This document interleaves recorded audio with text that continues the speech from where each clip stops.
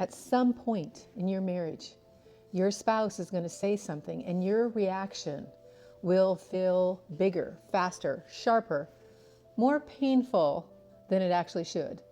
And at that moment, it's easy to think, am I crazy? Why am I reacting like this? But it's possible the better question to that is, what is being touched in me right now?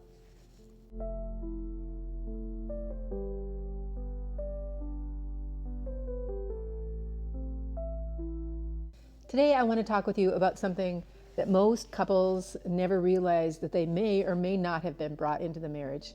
But if they have, it can be labeled as unhealed pain. And no, trauma does not always mean that there was this huge catastrophic event. Sometimes it's a small t. It looks like in the home where emotions were never safe, or a childhood where love felt conditional, or a past relationship where it taught you that closeness is just going to lead to pain.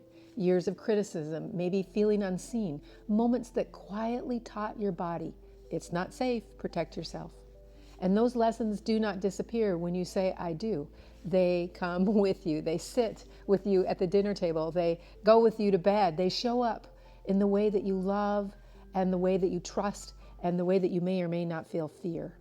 Trauma rarely shows up in marriage as that one dramatic scene, although it can be, but it often shows up in patterns. The person who cannot fully trust or let themselves be fully open, even when their spouse has done nothing wrong but try to love them.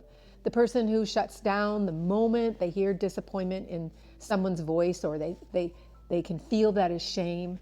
The person who pulls away as soon as closeness starts to grow in the relationship. The person who needs to control everything, schedules, plans, conversations, the tone of voice, because unpredictability might mean danger for them. These reactions are not random. They're protection mechanisms in your nervous system that it learned a long time ago. Hey, this is how I'm going to take care of her or him. Sometimes it looks like this. Your spouse will ask a very simple question, but your body hears trouble or accusation. They need space, but your body hears or feels abandonment. They raise their voice a little, or their tone's a little rough, and inside you it feels like you're 10 years old again, standing in a room where it was never safe to speak or say what your emotions were. And that is why trauma feels so confusing.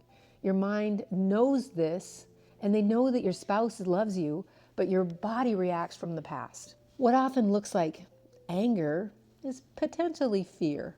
What might look like distance in your relationship, of course, is someone else trying to protect themselves.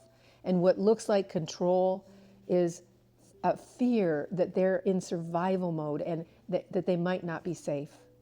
That contrast matters because once you understand that the behavior is often pain in disguise, compassion can become possible for yourself and for your spouse.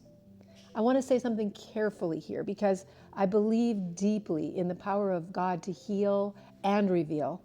But I have also seen way too many people just use their faith as a reason not to do the hard work.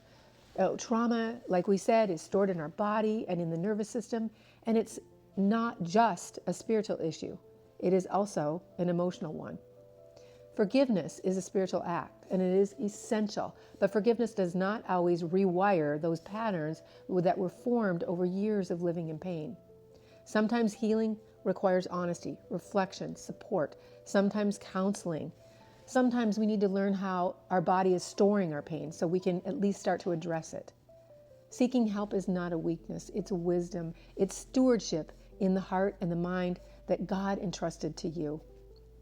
Healing starts when shame turns into curiosity. Instead of asking, what's wrong with me right now? I'm a bad person. You can begin asking, what do you think happened to me? Where did I learn to be triggered like this? That question or those questions will change everything for you because now you're no longer fighting yourself.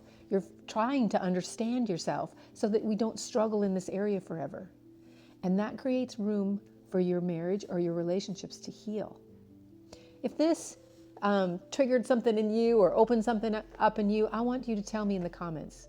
What reaction in your marriage do you realize right now may be connected to your past, not about that person who's sitting across from you.